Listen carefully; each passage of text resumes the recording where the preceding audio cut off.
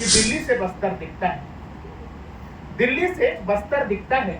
मैंने बोया था लेंबू मगर साथिया उसको कद्दू बता करके छापा गया।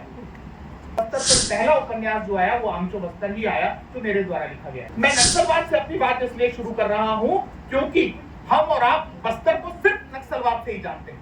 मुझे इसे स्पष्ट करने के लिए वो अंधों का हाथी वाली कहानी याद आ जाती है। बस्तर को देखने का अपना अपना नजरिया है।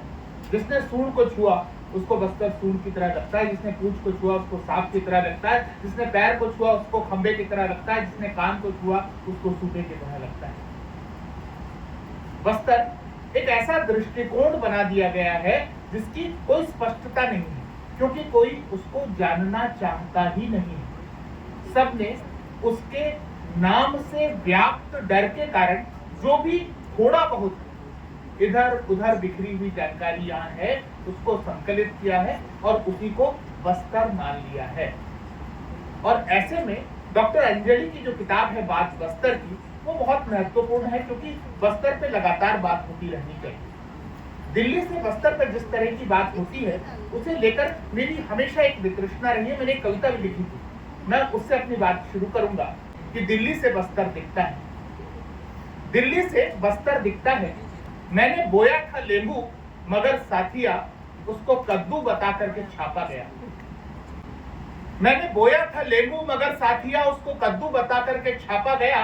घर में मूसा घुसा था मगर देख ले उसको हाथी समझ करके नापा गया। जब से कोदों के खेतों में बंदूक है सांस लेना भी अपनी खबर बन गई। हम डकारे तो मुंह में घुसे कैमरा, अपनी अपनी उत्सुकता है दिल्ली से बस्तर दिखता है। और इसीलिए इस उत्सुकता को थोड़ा सा सरलीकृत करने के लिए बातें बस्तर की जैसी किताबों का दिल्ली से आना बहुत आवश्यक है। दिल्ली की एक शोधार्थी बस्तर में लिखे गए उपन्यासों को अपना केंद्र बिंदु बनाती है अपने अध्ययन का, और उन उपन्यासों से वो निकालती है कि बस्तर कैसा है। और आप आश्चर्य करेंगे, झारखंड की पृष्ठभूमि जो आदिवासी की पृष्ठभूमि है वहां पर अनंत किताबें लिखी गई हैं। झारखंड पर आप हर पहलू पर अनेक उपन्यास देखेंगे, अनेक उपन्यासकार देखेंगे, लेकिन बस्तर पर गिनती के उपन्यास आपको देखने के लिए मिलेंगे। बहुत पहले, जिसका डॉक्टर बलराम जिक्र कर रहे थे, इंद्रावती एक पुस्तक आई थी, 400 पृष्ठ के आसपास की वो पुस्तक थी जिसने उस दौर के वरिष्ठ साहित्यकारों ने अपना जो है योगदान दिया। उसके पहले अंग्रेजों की लिखी हुई कुछ पुस्तकें थी, और उसके बाद लाला जगदलपुरी की एक पीढ़ी थी, हरिहर वैष्णव जी की एक पीढ़ी थी, जिन्होंने बस्तर पर अपना अप्रतिम योगदान दिया। लेकिन आश्चर्य की बात यह कि उपन्यास एक भी नहीं लिखे गए। कुलदीप सूरी जी का एक उपन्यास है।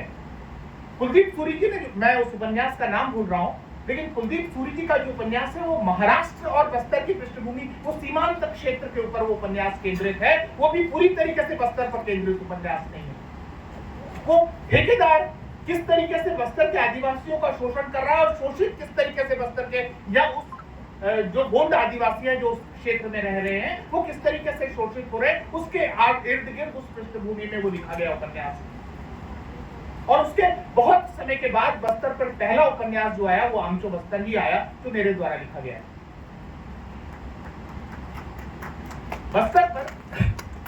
बस्तर पर उपन्यास लिखते की, बस्तर पर मैं शोध ग्रंथ लिख सकता था। बस्तर पर मैं ऐसी बहुत सारी, क्योंकि मैं बस्तर पर तब से काम कर रहा था जिन दिनों बस्तर में नक्सलवाद अपने चरम पर था। ये बात 2003-4 के आसपास की है, जब सलवा जुड़ुप नाम का एक आंदोलन था जहां की वहां के ग्रामीण नक्सलियों के विरुद्ध उग्र हो गए थे और उन्होंने भी हथियार उठा लिए थे। इस आंदोलन को सरकार ने भी अपना समर्थन दिया, और जब सरकार ने अपना समर्थन दिया उसके बाद इस आंदोलन को अलग परिप्रेक्ष्य में दिल्ली के माध्यम से प्रस्तुत किया गया। इसलिए दिल्ली महत्वपूर्ण हो जाती है। दिल्ली इसलिए भी महत्वपूर्ण हो जाती है कि मैंने सलवा जुड़ुप के आंदोलन को आगे बढ़ाने वाले जो उसके सबसे अग्रणी नेता थे महेंद्र कर्मा, उनसे मैंने एक बार बात की। मैंने उनसे पूछा, सर आप तो हार गए। उन्होंने कहा, जमीन पर हम अपनी लड़ाई जीत भी जाते, लेकिन हम दिल्ली में पावर पॉइंट प्रेजेंटेशनों में हार गए। मैं बस्तर में जब अपना वक्तव्य देता हूं तो सामने सुनने वालों की संख्या 500, 600, 700, 1000 के आसपास होती है। जब हम दिल्ली में अपना वक्तव्य देते हैं तो सुनने वालों की संख्या 100, 150, 50 और उसके आसपास होती है। लेकिन अंतर यह कि ये 50 लोगों की प्रतिध्वनि बहुत गहरी है, बहुत दूर तक जाती है। इसलिए यहां से इन बातों को उठाया जाना और यहां से इन बातों को प्रस्तुत करना बहुत महत्वपूर्ण हो जाता है। लेखकों को बहुत आवश्यकता होती है। बस्तर पर फिर दूसरा उपन्यास मैंने ही लिखा था, भूलकर, और तीसरा उपन्यास भी बस्तर पर, बस्तर 1857 मेरा ही लिखा हुआ था। बस्तर पर मैंने और भी उपन्यास लिखे, लेकिन इन तीनों उपन्यासों का जिक्र मैं यहाँ इसलिए कर रहा हूँ कि इस किताब में ये तीनों ही उपन्यास बस्तर का चित्र खींचने के लिए डॉक्टर अंजलि ने लिए हैं, जिसके लिए मैं डॉक्टर अंजलि का बहुत बहुत धन्यवाद करता हूँ। कि नहीं, बात को हम करना चाहते हैं, अगर आप ए करेंगे तो हम बी करेंगे, तो अब ए और बी भी कर दिए, तो नहीं, ए और बी तो आपने कर दिया, लेकिन सी वाली मानसिकता के साथ नहीं किया, डी के तरीके से आपने नहीं किया। आपको बात करना ही नहीं है, आपको मुख्यधारा में आना ही नहीं है, आप चाहते ही नहीं कि ये समस्या किसी तरीके से समाधान के रास्ते पर जाए, क्योंकि वो बंदूकें सिर्फ एक ही दिशा प्रशस्त करने के लिए बस्तर के भीतर खड़ी है कि किसी तरीके से लाल किले पर लाल झंडा फहरा दिया जाए। और जब आप एक ही मानसिकता के साथ खड़े होते हैं, तब किसी भी तरीके के जो समाधान की बातें बार बार कहते नहीं वो सोशियो इकोनॉमिक प्रॉब्लम है। तो आज मैं आपको बताना चाहता हूं, और इसका जिक्र पुस्तक में भी है, कि बस्तर में ये सोशियो इकोनॉमिक प्रॉब्लम इसलिए नहीं है कि वहां पर नक्सली इसलिए नहीं आए कि वहां पर किसी कोई समस्या विद्यमान थी और इसके कारण नक्सलियों को लगा या वहां के लोगों को लगा कि हम यहाँ पर इस कारण से आंदोलन करने जा रहे हैं। मैं नक्सलवाद से अपनी बात इसलिए शुरू कर रहा हूं क्योंकि हम और आप बस्तर को सिर्फ नक्सलवाद से ही जानते हैं। काश कि हमने बस्तर को चित्रकूट जलप्रपात के माध्यम से जाना होता, जो भारत का सबसे बड़ा जलप्रपात है। लेकिन यहाँ पर बैठे किसी भी व्यक्ति को शायद ही मालूम होगा कि चित्रकूट जलप्रपात भारत का सबसे बड़ा जलप्रपात है, जो नियाग्रा जलप्रपात की तरह है और उतना ही खूबसूरत है। यहाँ पर बैठे बहुत कम लोगों को मालूम होगा कि तीरथ जलप्रपात जब ऊपर से गिरता है और उसका दूध या जल जब विस्तारित होता है तो देखने वाले मंत्रमुग्ध हो जाते हैं। यहाँ बैठे बहुत कम लोगों को मालूम होगा कि कोटमसर गुफा भारत की सबसे लंबी भूमिगत गुफाओं में से एक है। यहाँ बैठे बहुत कम लोगों को मालूम होगा कि दंतेश्वरी मंदिर जो है वो उसका 52वें शक्तिपीठ के रूप में वहां पर जो स्तुति होती है, वहां पर प्रार्थना होती है। और अगर किसी को मालूम भी, एक शोधार्थी का, इसका जिक्र मैं कई बार करता हूँ, राजस्थान की एक शोधार्थी थी, उसने मुझे फोन किया कि सर मुझे शोध करना है, रिसर्च करना है बस्तर में। मैंने कहा कीजिए। तो उसका कहना था कि सर आप मुझे जानकारी भेज दीजिए।